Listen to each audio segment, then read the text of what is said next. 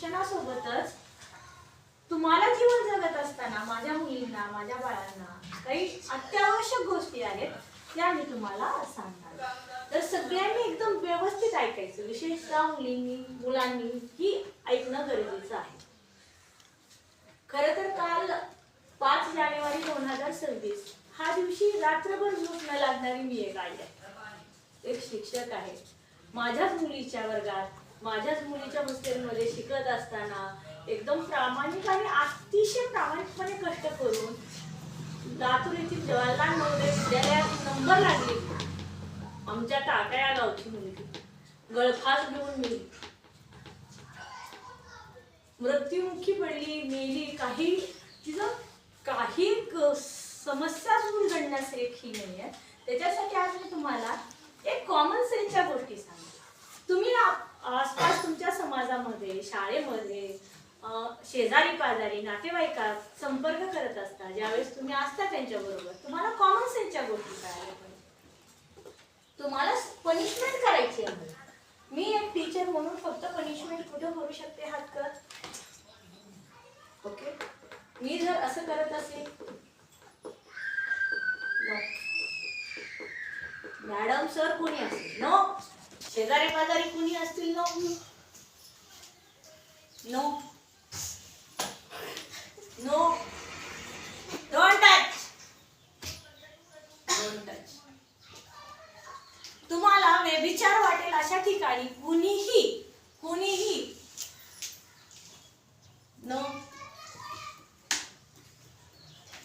अशा प्रकारची तुमची आई सोडून कुणीही तुमच्या सोबत जवळली प्रेम साधण्याचा जरी प्रयत्न करत असेल, त्याला तुम्ही प्रतिकार करायचा, नको म्हणायचं, मला आवडत नाही. कितीही जवळचा काका, मामा, चुलता कोणीही असू द्या, मावस भाऊ, चुलत भाऊ, कोणी, नो. फक्त माझी आई, नो.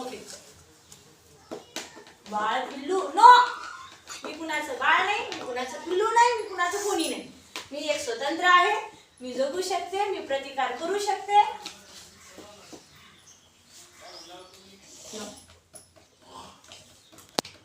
मुलगा असो मुलगी असो, पनिशमेंट हा.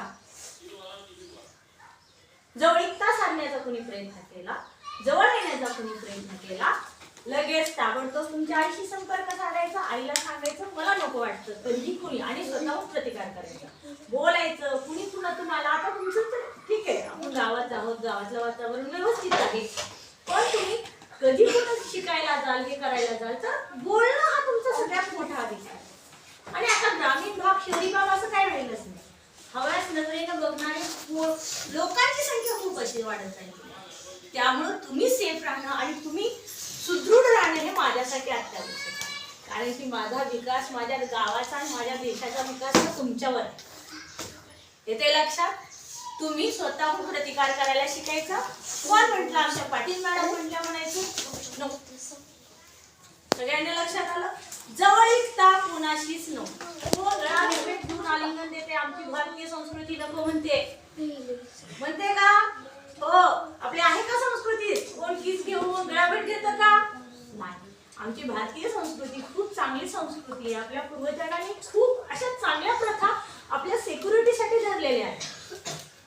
त्यामुळं चॉकलेट, मोहाच्या बळी अजिबात कुणी पडायचं नाही. मुलांनी सुद्धा, फक्त मुलींसाठीच म्हणत नाहीये मी. कुणी बाहेरच्यानी काहीही दिलं, खायचं नाही. व्यवस्थित शाळेत वेळेवर जायचं, व्यवस्थित शाळेतून घरी यायचं, घरी आल्यानंतर आपला होमवर्क कंप्लीट करायचा, व्यवस्थित अभ्यास करायचा, आईला कामात मदत करू लागायची, आपला अभ्यास कंप्लीट करून वाचन लेखन करत बसायचं. अन्यथा कुणाच्या कशाही कोणी तुम्हाला धमकी देत असेल, सांगू नको घरी म्हणणार. कारण की हे लोक काय शांत बसणारी लोक नाहीयेत, त्यांचं क्रिमिनल माइंड न चालत. सांगू नको घरी असं, मला सांगायचं येऊन. आलं का लक्षात? जवळीकता कुणासोबत आश्वासन ठेवणार का? ठेवणार का? नाही.